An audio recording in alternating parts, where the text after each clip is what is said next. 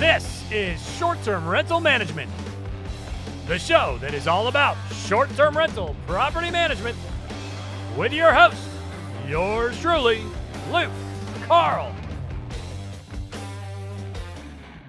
Did you know that we're officially back in a buyer's market? That's right. Even though interest rates continue to rise, they are causing prices to fall. So there's finally room for you to do regular real estate investor things that we couldn't do for so long, like gasp, negotiate, make lower offers, ask for sellers to cover some of your closing costs.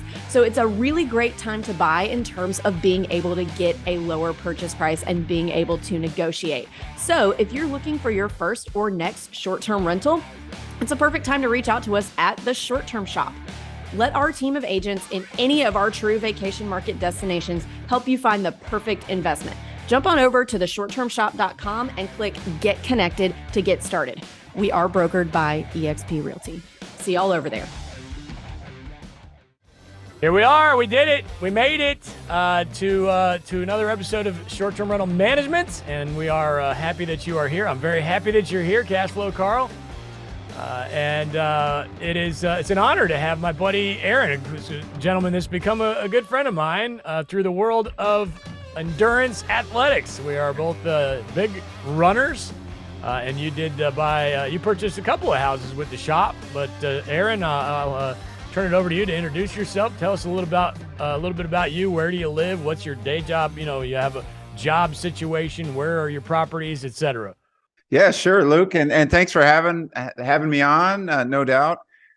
So a little bit about me. I work in the corporate space. I manage our ERPs globally for Ecolab all across the world. So I travel all over the place. We've got seven properties.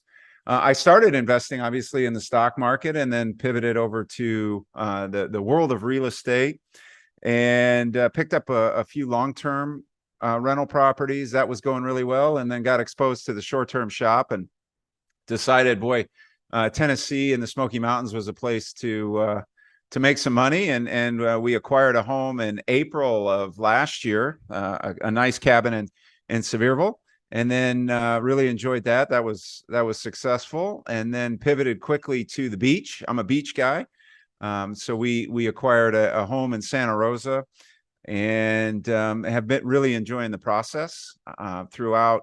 Obviously the real estate investing, but the short term has been a lot of fun for my wife and I.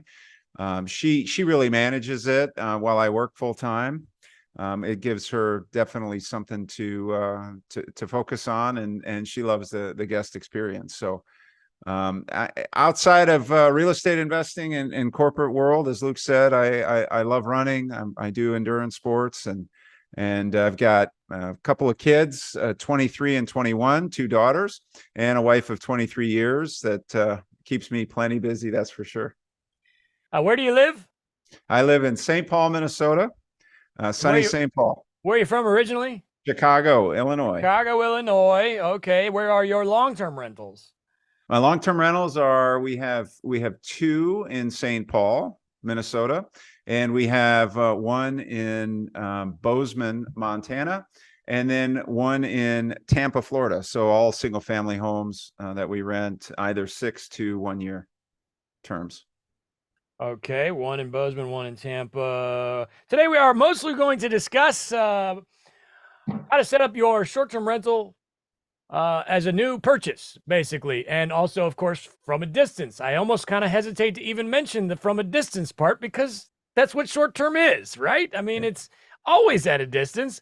These towns where at least in my opinion, the way the short-term shop operates is that these towns are very small, like very few people living in these towns, and almost all out-of-state owners, if you will. So, yes, we are going to talk about doing it at a distance, but really, in my opinion, we're basically just going to cover, how to set up a new property that you purchase to put on Airbnb and or Vrbo. But before we get into that, I do want to cover let's talk about the long terms just a little bit. Wait a minute, hold on. You glossed over the endurance thing. How many Ironman have you done? 12 Ironman. This guy's no joke. Absolutely no joke. And Aaron and I have done many long runs together down here on the beach. He's got a home not far from where I live, and it's always great to meet another runner.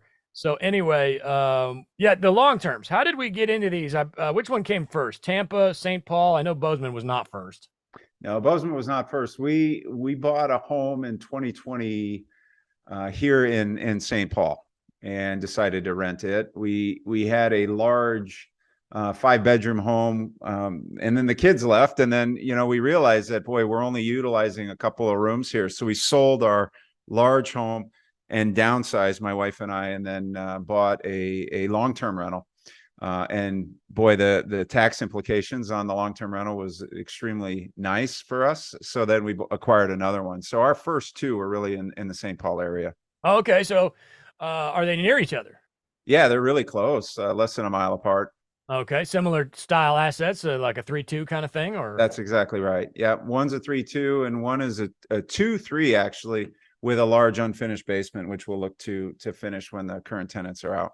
And they're nice little operators, 1%ers. No, you're happy with them? Yeah, really happy with them. Okay. They're consistent.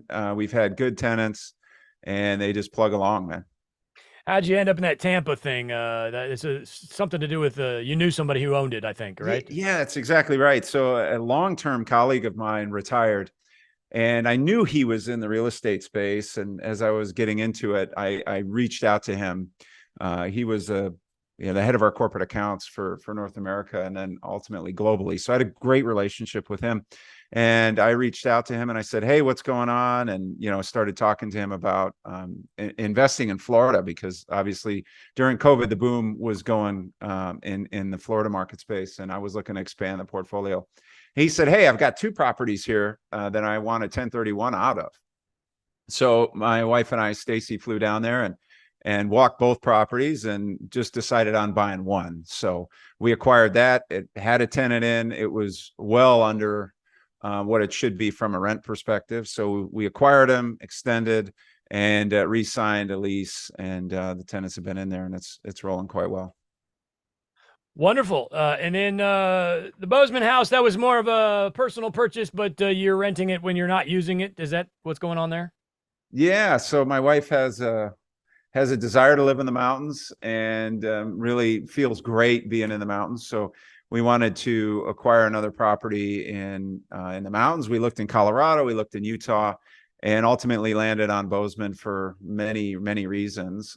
So we acquired that property really as a place where she can go while I'm traveling, or just to get away for a while. And we were utilizing it somewhat, and then decided, boy, the market exploded there, and there was a rental shortage. So we turned it into really a midterm rental, 6-month furnished, and it's doing really well for us right now. We just had them move in January, so we're renting it out for 6 months, and then she'll use it after that. Property manager on that one, yes or no? Yes, we got a local property manager just to keep an eye on things, but he gave us a solid rate. It's a new property, so it's not anything complex to manage. So easy to handle. Okay. Yeah. And then you somehow stumbled on the short-term shop. Tell me about that. Keep in mind that I am here listening, so be nice. Yeah. And tell us about your experience with the shop and how you picked your markets. Yeah. So the guy that we bought the property in Tampa, he said, Aaron, he says, the best investment I ever made. I bought 2 cabins in the Smokies. And I'm like, okay, yeah, I've driven through the Smokies, but I didn't know too much about it. So I started doing some research, and this is after the Tampa property was acquired. Started doing some research, and I stumbled into Avery's book, actually. Read Avery's book. My wife read Avery's book. I started listening to you, Luke, on all your YouTube channels, and really started seeing the potential there. And this, of course, while the interest rates were extremely low, prices were high, and we started running the numbers. And I got in contact with you via the website, and they turned us on. You guys did to a realtor in Sevierville, and I sent my wife down, and she looked at a bunch of homes and landed on a cabin, and we went all in. And the cabin was built in 2008. It's a 3-2. And it was being managed by a property manager, and let's say not all that great. So we just saw an opportunity really to take it to the next level.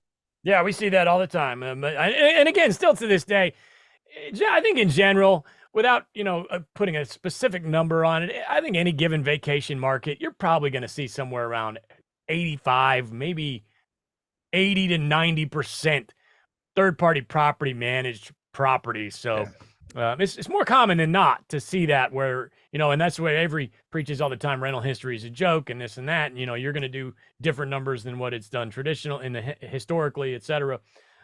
So it's nice to hear that you found that was the case for you. Who was your agent, by the way? Shout out. It was Gina. Oh, Gina. She did a great job for us. Yeah. And I know Stacy ran her ragged while she was down there. I looked at, I don't know how many properties over the course of a week. And she said, Aaron, this is the one, let's do it. So we went after it. Oh, great. Great. Yeah. Gina's old school short-term shop. She's been part of the family for quite some time. We love her, but, and then you ended up in the beach. I mean, it seems to me like no brainer there. Who doesn't like the beach? So tell us a little bit about that one.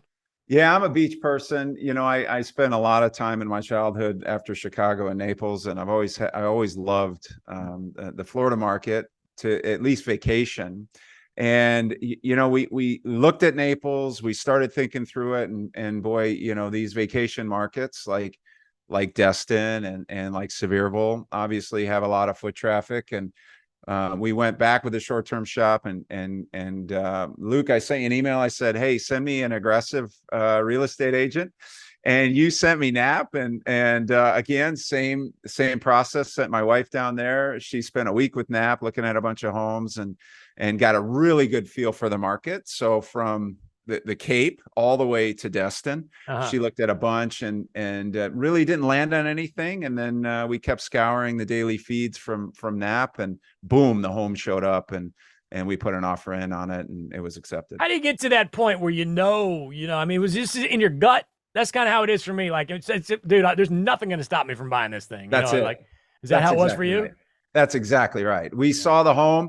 In fact, we were in Naples, my wife and I saw it early. I was going out for a run, and I got Nap's feed, and I saw this home, and I'm like, this is it. This is absolutely it. And I woke her up, showed it to her, and she's like, boy, I really like that. And then within, a few hours, we had put an offer on the property. So Wonderful. day it hit. Okay, great. And so she's doing most of the management? She is. So we together set it up. We got a PM. We just followed the process that you've laid out on Management Mondays, as well as in the book. And we set it all up. We picked a PM, and by PM you mean software?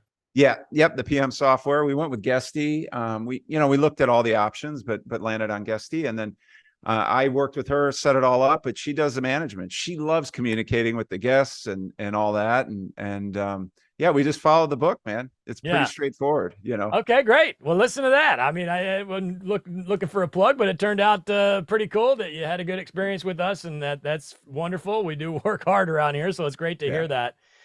Okay, so you're living in most of the time in Minnesota. Yeah. With a lot of traveling and second home in Montana, et cetera. So you bought this. So I guess we'll focus for now on the first one, the one in the Smokies. It's been about a year now. Can you paint a picture of this home? I believe you said it was a 3-2. It's a 3-2. It's a big 3-2. It's about 2,200 square foot, large 3-2, 2 decks, great views in really a resort type community with a pool and trails, and the community offers all kinds of stuff, and it's in a gated area. So we're up towards the top of the hill in a gated area. Is there a fee, HOA fee for this? Yeah, there's an HOA fee. It's roughly $300 a quarter. So it's not crazy expensive at all. And the HOA I've been really impressed with, actually. So what I liked about it, it's not on a well, it's on city water. It does have a septic though. And it had all kinds of potential. It had been neglected for quite some time. Okay. And neglected, paint me a picture of the interior, exterior, as far as furniture, et cetera. What did you think it needed up front versus what you actually ended up doing? Yeah. When Stacy walked the property, she was pretty excited about it. And then I remember after we closed, we walked in, it was like, oh my gosh, we started finding all kinds of things. Like the whole kitchen. I mean, for example, there were two crock pots without lids, and just stacks and stacks and stacks of junk in the kitchen. Yeah. And the furniture needed to be replaced, and we did that, and we did mattresses, and we dove deep and spent the time setting it up right. The good news is we had signed that we had 2 months worth of the PM. So the property manager, we committed to stay with them for 2 months, which gave us a window of time to really set it up well before going live on our own. And did you have no choice to do that? It was part of the contract? Yeah, it was part of the contract. But so we had no. You kind of wanted to anyway, it sounds like. That's exactly right. They had some bookings, and it gave us some time to change the furniture, get photos, etc., while still revenue was coming in after buying the property. And then we went live it would have been June. Gave you time because there was some gaps in between guests, I'm guessing. That's exactly right. There were some gaps in between guests that gave us time to do things like the encode and the Ring camera, etc. Yeah, it's an interesting perspective. But the fact of the matter is if you had taken over and you said it was April and done this thing yourself right out of the gate, there would have been no gaps at all, right? Because April's heavy. And I really do, we do encourage people to get out of the PM as quick as possible. Of course, this is the management show. I mean, we're teaching people how to manage here. That's the whole deal. And some people may not want to do that, but that's what we do here. But in your case, it worked out wonderfully and the timing was perfect. So that's great. In certain circumstances, the contract with the management company may come in handy. And in your case, it worked out wonderfully, it sounds like. So talk to me about the bathrooms. What about, rehab? Did it need flooring, countertops, any of that kind of stuff? Yeah, it still needs countertops. Okay. It had carpet, Luke. And, I took a vacation actually a week and a half ago, and we redid all the carpet with, vinyl flooring. We did that together. That took some time. Meaning you took a vacation to your own home and worked while you were there. Yeah, that's right. This is almost a year after you purchased it. Yeah, that's right. We knew we were going to get rid of the carpet. The exterior needed to be stained. It hadn't been stained in a while. The wood was starting to flake a bit, and I had a couple of posts on the deck that, the woodpeckers had let's say molested quite a bit. So there were a few posts that needed to be done and staining on the outside, and then the inside. We knew we were going to get rid of the carpet. We still have some work to do on one of the bathrooms, as well as change the countertops, but we're pretty close. Okay, so we walk in, we know it needs floors, but we're not too worried about doing that just yet. It does need countertops, not too worried about doing that just yet. What about bathrooms? How do they look? Bathrooms are pretty good. They need to be updated. I mean, there's the big jetted tub in the master bath, which we're going to change. There. It's still there. And what about tile? Is the tile decent, or is it beige and the grout's falling out, or what? Yeah, it's beige. It needs to be ripped out. That's to happen yet. Okay, got it. We haven't got into any of that stuff yet, but it sounds like you did kind of dive right in to swapping some furniture. So when you went in, was your initial impression, okay, this has to go, in other words, did it change? Like you went in there and we got to get all new this room, and how did that furniture go? Yeah, well, we had ordered knowing that the number of the couches were going to be replaced. So we had we had ordered those. So because of the turnaround time during the pandemic with furniture was insane. So my wife had ordered those prior to close. So when we went down to close on the property, we actually changed some of the furniture out during that visit.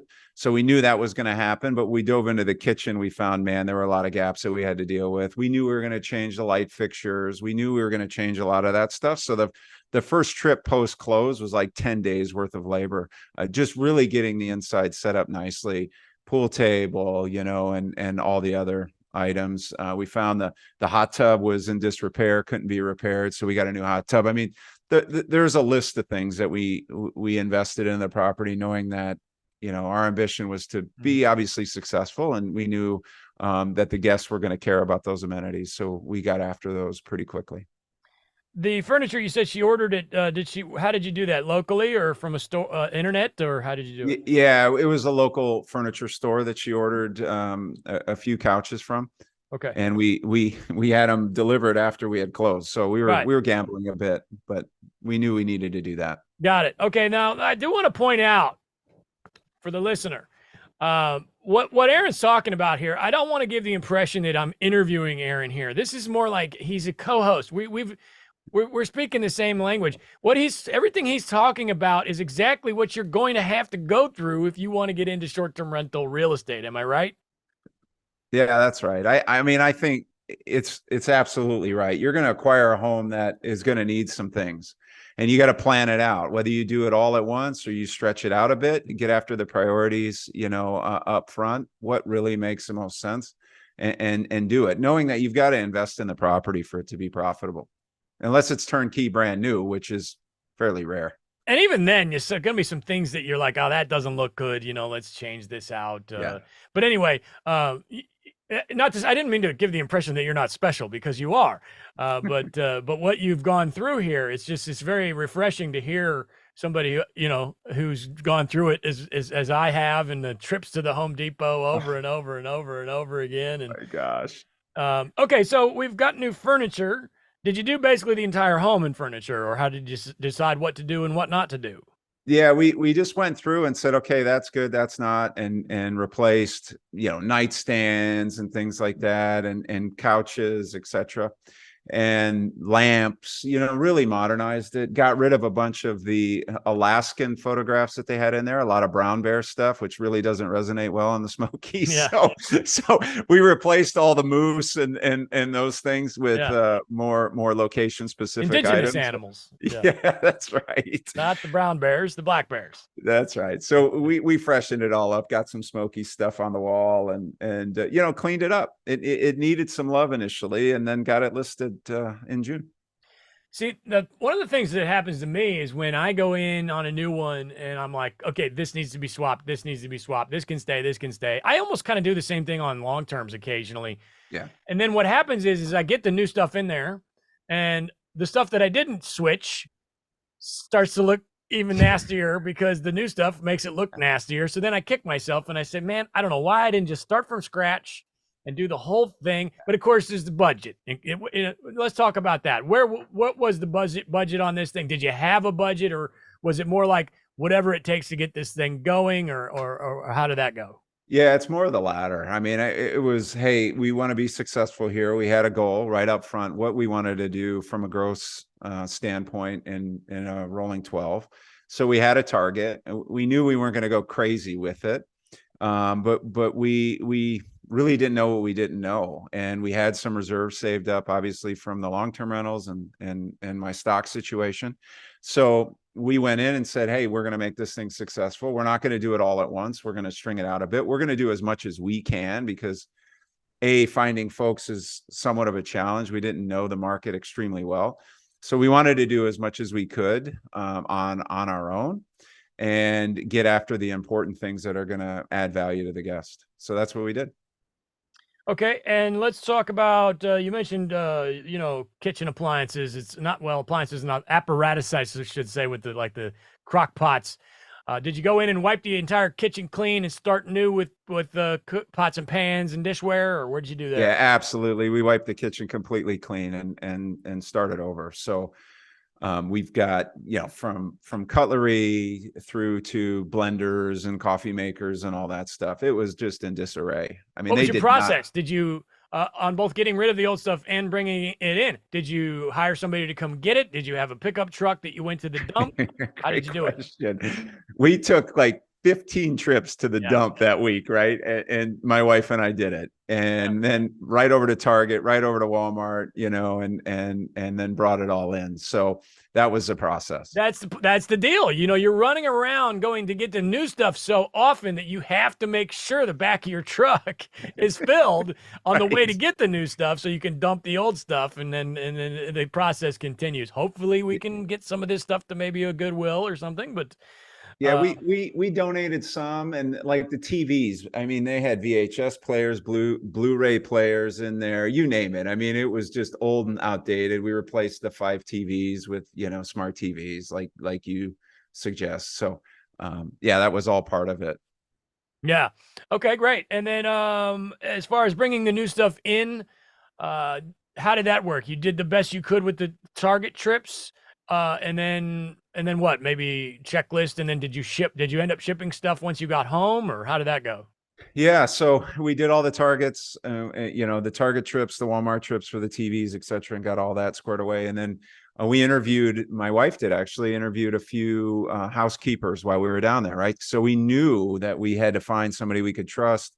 We really, really were fortunate and found a great housekeeper that we did ship via Amazon to her place, and she took care of some of the gaps that we had left behind.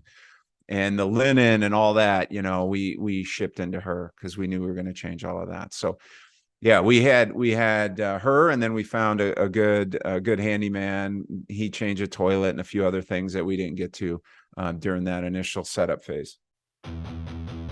Did you know there's actually a company that will help you find and purchase your first or next short-term rental? The Short Term Shop is the premier short-term rental acquisition company. They have a team of realtors with tons of experience, and most of them actually own their own properties as well. They are the best in the business and would be happy to help you with your next purchase. You can find them at theshorttermshop.com. Brokered by EXP. Theshorttermshop.com. Yeah, so let's slide into that. Finding people was one of my questions. Did you find it? Sounds like the housekeeper went very well, and you still have her, same one? We still have her, Luke, and I know the rule is that you're going to get rid of your first housekeeper, but this one's solid as a rock. That's man. great. We're really fortunate. So look at that. Yeah. So far, you're doing everything right. Okay. And then have you needed really anybody other than a handy person, or like a plumber, anybody like that? Or we had a plumber because the hot water heater was dated. Right. And we had that swapped out. I remember this story. Go ahead. Go ahead. Yeah. So I don't know, on the Facebook group, I remember Luke saying, hey, if your water heater's dated, get rid of the dang thing because it will inevitably go out, which is very true. So we did. And I was in Australia actually for business. With the time change, my phone's ringing off the hook in the middle of the night. And it turns out luckily, our housekeeper was at the property when the outgoing water line on the hot water heater exploded, but she was in there cleaning and heard the water coming out from underneath the door. And her husband actually went in and shut off the hot water valve. So we had a bit of flooding because the plumber didn't put it in properly, let's say. So anyway, all that's fixed, and we got rid of all that carpet anyway. So in the long run, no problem. Yeah, and this was before we technically met and became running buddies. And so this gentleman changed his water heater with my advice, which honestly, it is the right thing to do. It is, but it totally backfired. Had you not done that, it probably wouldn't have exploded and made a big mess in the middle of the night. So that's a freak accident, and I'd still do feel somewhat responsible for that. So for that, I am sorry. Hopefully, it wasn't too terrible. What was the flooring you were dealing with when the flooring then was carpet, so we knew we were going to change it out anyway. So it's gone. I mean, all the carpet's gone, and we had a gap in between guests, so it all worked out. It was okay in the long run. Okay, so this happened recently then, the water heater. Oh, it's quite recent actually. Yeah. Oh, okay. So maybe we didn't already know each other. Yeah, so the water heater did technically kind of do you a favor, but I'm sure it was very stressful and agonizing to go through that, and to be in Australia while it's going on. Oh man, I'm sorry. But again, I still will stand by. I'm sure you'll stand by that too. If you've got a water heater that's over, 10 years old, it's best to just go ahead and get it swapped on a short term. Okay, cool. So then we move into the beach. So now you've gone through this process. Seems like it was fairly, successful. A lot of work, I would imagine. And now we're going to do it at a second house in a completely different market. How much different was the process? And was it any easier? Yeah, great question. How different was it? It was the same. I mean, we walked into a property that was managed by, a PM organization. It needed a lot of cleanup, right? So we did all that. Where it was a bit different, I would say, is that we had done it before. So we knew, hey, we need a ring, we need a T9 thermostat. We just add it to Guesty, so it's really easy. We know Price Labs. So I would say rinse and repeat was much easier on the second time. The first one always creates a lot of learning, and you helped me with the pricing standpoint. So I was going off of the base price that Price Lab suggested when we went live. We got 5 bookings like that day when we first went live with our cabin, and then nothing. And I remember I pinged you on the Facebook group and I said, man, it's just dry. It's the summer. It should be rocking. And you're like, hey, your prices are way too high. So I jacked the prices down and off she went. And we got a bunch of good reviews. And I've been, nudging the pricing since then. And I learned the same thing, right? So when we went down to Florida, my wife and I set it all up. And then, we started off with the pricing to gain some traction and to get some reviews. That was the ambition. Mm-hmm. It really is almost. In a lot of ways, it's almost the exact same as long-term rental. If let's say you go buy a single family 3-2, 150 grand, you could very easily get $1,100 for that thing. But if you do some tweaking and some moving things around and furniture, well, it's not going to have furniture if it's a long-term, but countertops, etc., then you could be up into the 14, 15s. But also depends on time of year. If you're trying to rent a long-term rental in December, you're not going to get as much as if you were trying to rent it in April. It's just the way it is. And then you're in a vicious circle with these long terms, because guess what happens? What time do they move out? They move out in December. That's right. And then you're stuck with another December or maybe January, because you're gonna have to turn it. And it's really, in a lot of ways, it is fairly similar. Do you agree with you have long terms? I absolutely agree. In our long terms, at least the ones here and in Tampa, actually turn in the summer, we're very fortunate. But the beach home we closed in October, which is coming out of the season, right? And we went live in November, and you were really helpful. You're like, hey, Aaron, man, you're gonna, it's gonna be slow. Take this time to set the thing up right, and then off to the races. And we noticed that once we turned the year, the bookings started really flying in, and we're sitting pretty, at least through July, and in the beach market. But yeah, okay, we wanted to gain some traction, get some reviews, and get the ball rolling. Yeah, and as we are now sitting in almost 1st of March here, really, I don't know when this is going to come out, but we're recording 1st of March, give or take, and think back to you in October when you closed on this thing. I would imagine you were probably like, oh man, it's going to be how long until I get a booking? This is so stressful. I got a mortgage to cover here. But were you able to, did it fly by? It absolutely flew by. And the cool thing with it all is that the cabin had great months in November and December.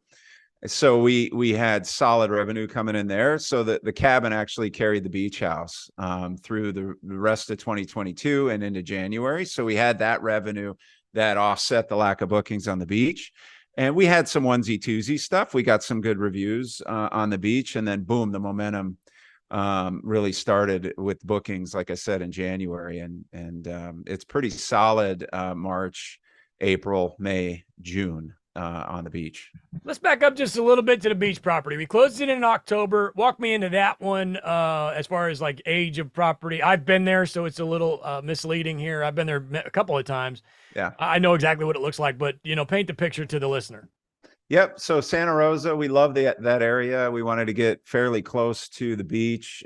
For us, that's one of the best beaches we've ever seen in the world. I mean, and my family, we've lived all over the world with my company. So we really fell in love with the Santa Rosa Beach area, the sand. We wanted to be able to walk to the beach. So we found a property about 0.4 miles away from the beach, right by some really nice restaurants. And that was really the ambition. So it's a 3-2. It's got a nice upstairs bedroom that for kids. And then it's an old style Florida looking home with a very, very large screened in porch out front, and 2 master suites essentially with a very open concept. So and my wife tricked it out, man. And she spent a lot of time, really making it look sweet. So she furnished the porch with all the amenities, and really tweaked the inside to make it, really that old Florida beach feel is essentially what it looks like. We got an age of the property? Yeah, 2012. Okay.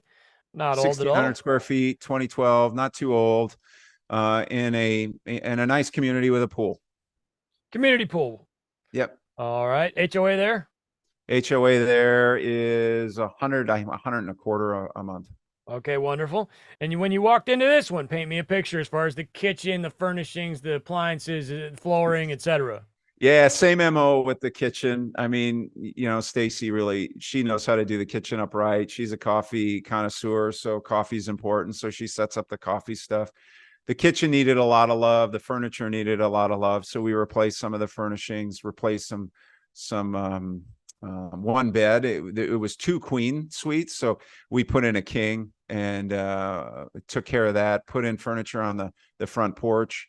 And got that squared away. Obviously did the ring and the T9, etc. So yeah, quite a bit of furnishings, TVs, wall art, she's tweaking all kinds of stuff in the room, lamps, or in the home, lamps, etc.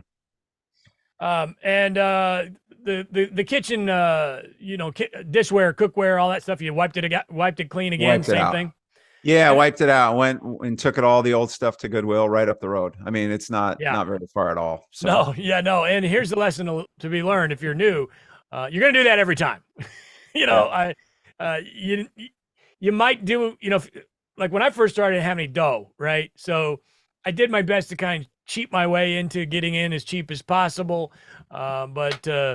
And that can be done. That can absolutely be done. And then, you really can't charge as much per night, back to that October, December long-term rental thing.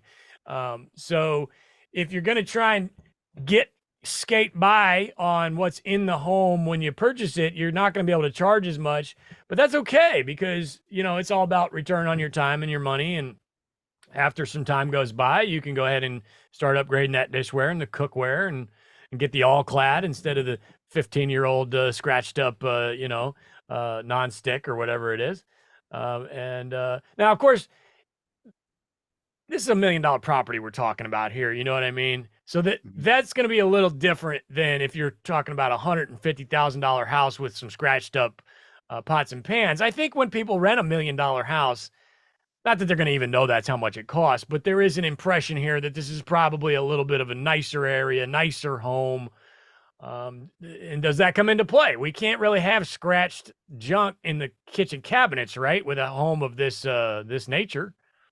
Yeah, that's exactly right. I mean, we can't have a blender that doesn't work well or doesn't have a lid and missing flatware and knives that are all dull and all that stuff. So we made an investment and made sure the kitchen was right. And we know that families are going to come and stay there and want to cook, right? They're going to want to go to the restaurants, but they're also going to want to cook and entertain. And that's really what the home is set up for, is that kitchen area is wide open into the front porch, and you can open up all the doors and let the air flow through. It's all screened in, and the whole real feel of the home, is centered around that porch into the kitchen. So having a well-appointed kitchen is critical. We've had a chef actually stay there and give us some feedback on what we were missing, and we made some tweaks as well. So that to me, that was a priority. Give the guests what they need in the kitchen, and have it all set up well. And my wife's all over that. Yeah. Early in my career, it was different for me. There were smaller kind of, a little bit lesser expensive properties at that time. And as I've grown, and the portfolio gets a little classier, I suppose, all that's out the window. There's no way I'm going to leave a couch that's got some stains on it and things like that. I'm a big believer in, if they can touch it, it's got to be nice. Washer and dryer needs to be nice. You went through that. Didn't we talk about the washer and dryer in this one? What did you end up doing there? Yeah, it had some beat up old white, top loaders in there. and the refrigerator actually, during Christmas, we utilized the property. The refrigerator started leaking out of the ice machine. And we know that ice machines are a big no-no, that they're a challenge, whether it's the water line or whatever. So we replaced the refrigerator, and then my wife's like, boy, we got a nice refrigerator here, and we still have the old washer and dryer, and boy, the oven doesn't match. And next thing you know, we're at Lowe's buying all new appliances. And I got to tell you, look, it was the right decision, because we're going into season. I want equipment in there that's going to really perform and give the guests what they're paying for, because they're spending top dollar for a week, right? And you know what? Let's give them what they're paying for, and it goes a long way. 100% agree. 100%. And your life will be easier. Yes, it hurts, man. It hurts to go out and buy a new set of appliances. But man, if this is the business that you've chosen and you want to do it right, there's just no other way to do it. As much as I used to fight it back when I had no money, and I can do this and I can do that, and I can get away with the scratch and dent, and yeah, there's nothing wrong with a scratch and dent. But now, exact same story you just told. I'm remodeling a house that's literally across the street from the house you're talking about. Yep. And I got rid of the washer and dryer, and I ordered, it was a whole rehab with the floors and everything. It was going on for 2 or 3 weeks. And I ordered to have the washer and dryer delivered one day. And I went down there and I showed up for the delivery, and I paid to have the old washer and dryer removed. They were already gone. So I had a junk guy come in the meantime. And I guess maybe I told him, I said, please take the washer. Or maybe my contractor took it for his house or something. You know how that kind of goes sometimes.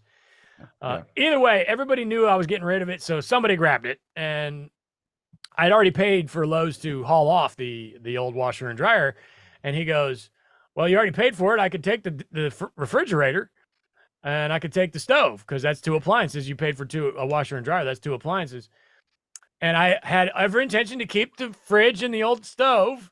And then he said, I can take them right now. And so I opened the fridge, and I was like, it's gone. Just, I don't even want to have to think about it. Right.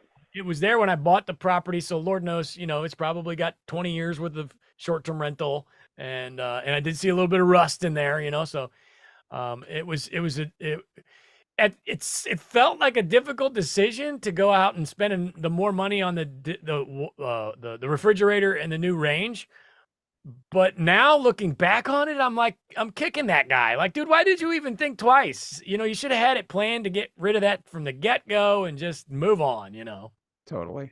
Yeah. Totally. And one recommendation is I would be there for the appliance change out. So I flew down there just to make sure it was done right. And come to find out, they were tripping the breaker. They had miswired the dryer, right? So had I not been there, maybe they wouldn't have found that and left, and then we had a guest check in. So just be there and make sure that it's done right. You can't trust whether the delivery service or the installers are doing it right. On something of that magnitude, be there. 100%. If you can be there, be there. And here's another reason why. This is the same reason, but just to further elaborate on that.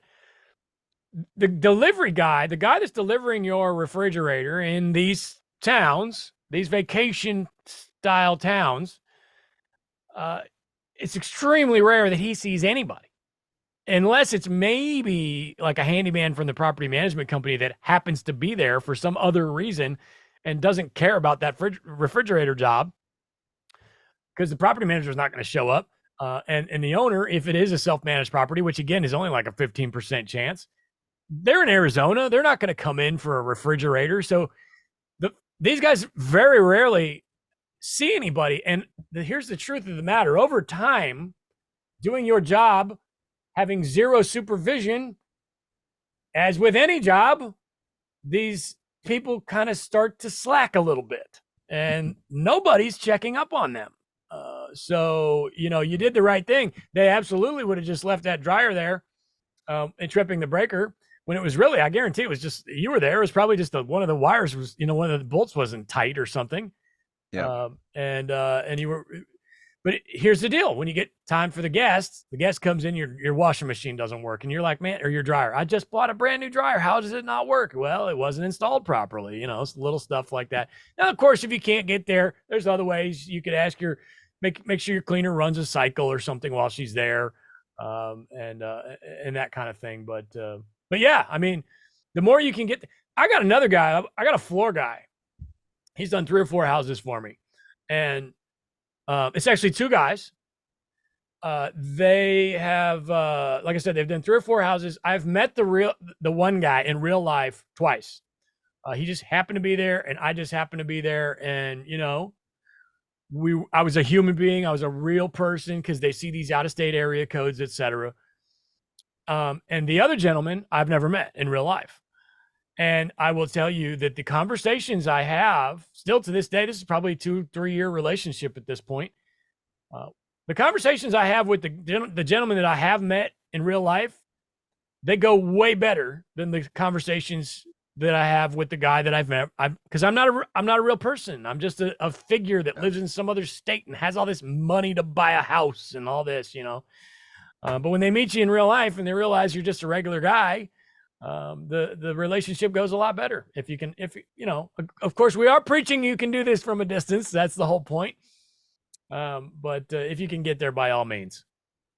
Yeah, I think it's important to get down there after you close, figure out what needs to be done, get as much as done as you can, and then meet people in person so that you can call on. We had to do the landscaping, so we had all the pine straw we had to lay down, and we called a number of landscaping companies, and they came out, one of them, and did the front first. And I got a good relationship with the guy. And then he did the rest of the house, took down some trees. But, you know, he was fair and reasonable because, to your point, Luke, I met the guy in person. You know, I wasn't just a name on the other side of the phone, or somebody who lives in Minnesota and not Florida and not a local, etc. But he knew me in person. So I think it's critical. And then we met the neighbors. There's a long-term guy across the street who's a builder. He keeps an eye on the house for us. It's his vacation home, but he's there, 6 months out of the year, and he'll text me or call me when anything's going wrong, or when the guests are being crazy or whatever, So building relationships in the market is so critical. You have to do that in person. You said you have another short-term shopper across the street, right? Yeah, we've got a short-term shopper right across the street next to him, and she's killing it, man. She's killing it. How do you know that? How did you reach out to her? It was through the Facebook group, your short-term shop buyers club. Yeah. Oh, it just kind of happened. It happened, man. Okay. With the enemy method, of course, I found out. Yeah, that's how it all began. Right. Yeah, and you got to be careful with that a little bit, because if you're going around sending messages to other hosts, they could flag you as spam, and then next thing you know, Airbnb's booting you. But yeah, I always reach out to my neighbors and say, hey, I just bought this house. Nice to meet you. And some of them I talk to, still long term. So how did you find your cleaner on the beach house? We got your list. We talked to some of the other property owners around in the market. We interviewed, my wife did 2 different cleaners actually, and found a solid one that we ended up going with. Price point's quite a bit different from the beach to Sevierville from a cleaning perspective, but hey, you can charge more there. So it all is a wash in the end. But yeah, same process. Interviewed a number of folks and ended up going with the one that my wife felt most comfortable with. Have you needed to find any other sort of merchants, people that trades people to do things for you in the beach market? No, not yet. I mean, the landscaper, yes. We're looking at the flooring. So it is old vinyl flooring that throughout the whole property. We'll look to replace that. So I've interviewed a few flooring folks, but it doesn't need it today. We're going to get through this year and then probably replace it towards the end of next year. Maybe we'll do it. Maybe we won't. We did the cabin. Maybe we'll do this one. Not 100% sure, but we've interviewed a few folks there. And then I've got connections with Knapp, the realtor, who works with the short-term shop, obviously. So he's got a few folks that we've utilized as well from a handyman perspective. So I've been to this home, and I got to tell you, just to make this even more confusing and difficult for if a noob happens to be listening, I don't think I would change the flooring. That being said, it's not mine. If it was mine, I would probably feel the same way, because you've scrutinized this flooring and analyzed it, and you maybe don't like the color. I actually kind of do like the color. Yeah. So I personally, again, without having gotten on my hands and knees, I think I would let it ride. I think it's pretty cool. Yeah, we'll let it ride. It's white, which is cool because you can't see the sand, right? And we like the color, but it's old. I mean, but hey, we're gonna let it ride through the season and see what happens. Okay, cool. All right. Well, listen, Aaron, you're wonderful. On our way out, do you have a book for me a good book that you have read recently that you would like to recommend? There's a few. More than one is absolutely welcome. I know you're a big book guy, so bring them on. Bring all of them. Yeah, we've read quite a few of the same ones. It's good talking with you on runs about books. I would say The Wealthy Gardener is at the top of the list, man. Solid book, long read, really has a bunch of insights. And then The Power of One More by Ed Mylett is a solid book that I've recently read, and it's really about going the extra mile. Just do one more, right? And it's a bit, my wife's already looking at more properties now. It's like it's a bit of an addiction, right? So we'll get one more. But I think, for me, that book has been, they both are really solid. And of course you got Rich Dad that really opens up the door for everybody. Power of One More. You did turn me on to his podcast. I have not checked out his book. So I will do that. Well, listen, and also awesome. Wealthy Gardener, and your name is Gardiner, so maybe there's a tie there. Yeah, That's right. All right, killer, man. Well, listen, thank you so much for coming on, and maybe we'll have you on again, another co-hosting experience, and I really appreciate your stories, and can't thank you enough. Hey, thank you, Luke. Thanks for opening up the door, man. I love what you're doing. You guys have a wonderful organization, and man, you've been so helpful in getting us to where we are today. And the hesitation initially, can we really do this? I mean, you really helped erase that doubt, man. So thank you. Wonderful. Listen to you. Thank you so much. I'm going to need to get your address so I can send you you the appropriate gift now. But anyway, Luke and Aaron for short-term rental management saying, don't overthink it.